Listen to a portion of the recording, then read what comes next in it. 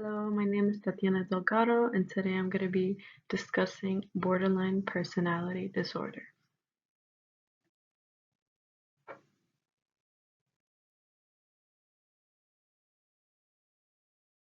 These are the objectives, what I'm going to go over. So first I'm going to go over what exactly borderline personality is, the signs and symptoms, treatment and prognosis, and MRI considerations, and at the end I'm going to have a conclusion.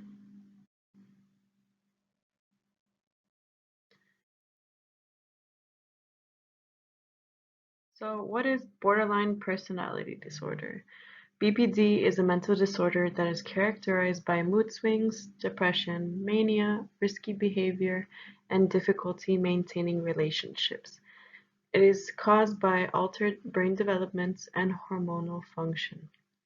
So you'll see on the right, there's a picture of what it looks like when you have BPD and when you don't have BPD. People usually develop BPD during adolescence or early adulthood. In 1938, Adolf Stern came up with the term borderline to describe people who are wavering from psychosis to neurosis. It was not accepted as a psychological term until 1980.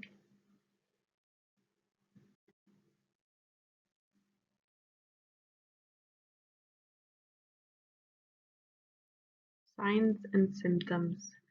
These people have emotional imbalances that can lead them to acting out on other people. They are sarcastic and have a bad attitude in general, as well as full-on tempered tantrums. Depending on the severity of the case, they may be inclined to frequent physical fights. They could have depression and mania. They could have trouble maintaining relationships. They're prone to risky behavior. They may have suicidal tendencies, and they tend to have identity crisis and a chronic feeling of emptiness.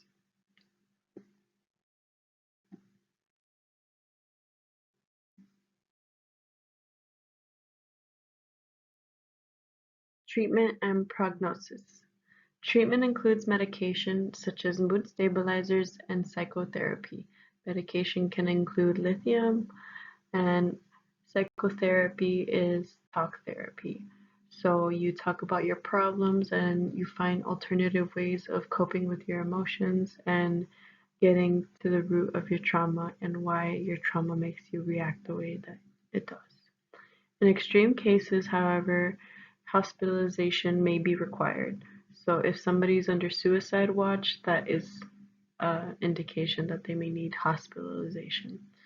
The prognosis for BPD is usually that it goes away within like your 40s when you seek proper treatment early on.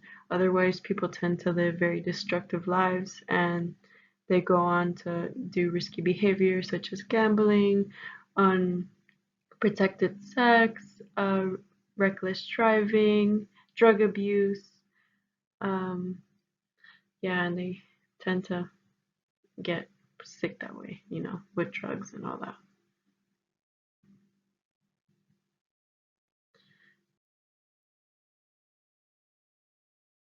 MRI considerations.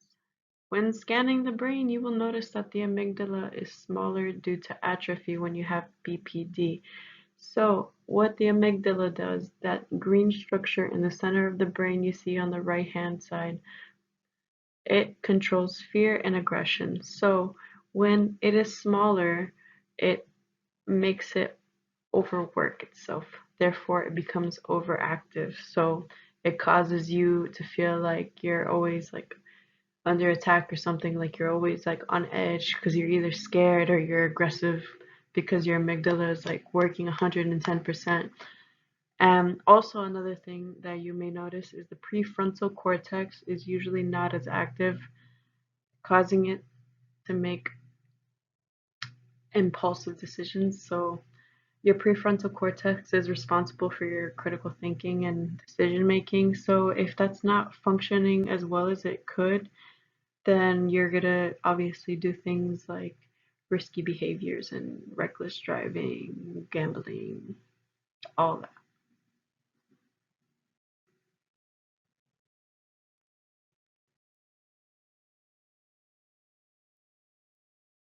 In conclusion, borderline personality disorder is influenced by environmental factors such as childhood upbringing and trauma, as well as neurological factors like not producing enough serotonin or having a small amygdala or an underactive prefrontal cortex. Due to these factors, one might experience mood swings, impulsive behavior, depression, and manic episodes. It may seem like the end of the world if you or a loved one is diagnosed with borderline personality disorder, but there is help such as therapy sessions and medicine. The research continues every day for neurological conditions such as these, so one day we might have a concrete reason why people get BPD and a cure that can help for these disorders. Right now, they're doing like research with rodents. So basically, they have like the control group, obviously, where the rodents are like raised normally, and then they have the other group where they expose them to various stressful events and traumas throughout their early lives, and some to trigger in their adolescent years. And basically, what they found is that a big part of why people tend to have like trouble connecting with others or impulsivity issues and aggressive behavior is very much due to trauma and childhood upbringing. I'm sure neurological factors play a part in it as well, but according to the research, a lot of it has to do with environmental factors.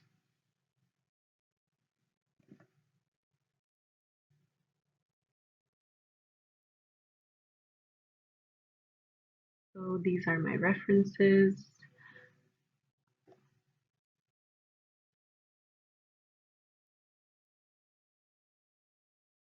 And this is a testimonial that I'm going to play after this is done recording. But thank you for watching my presentation. I hope you learned something and I hope you have a good day.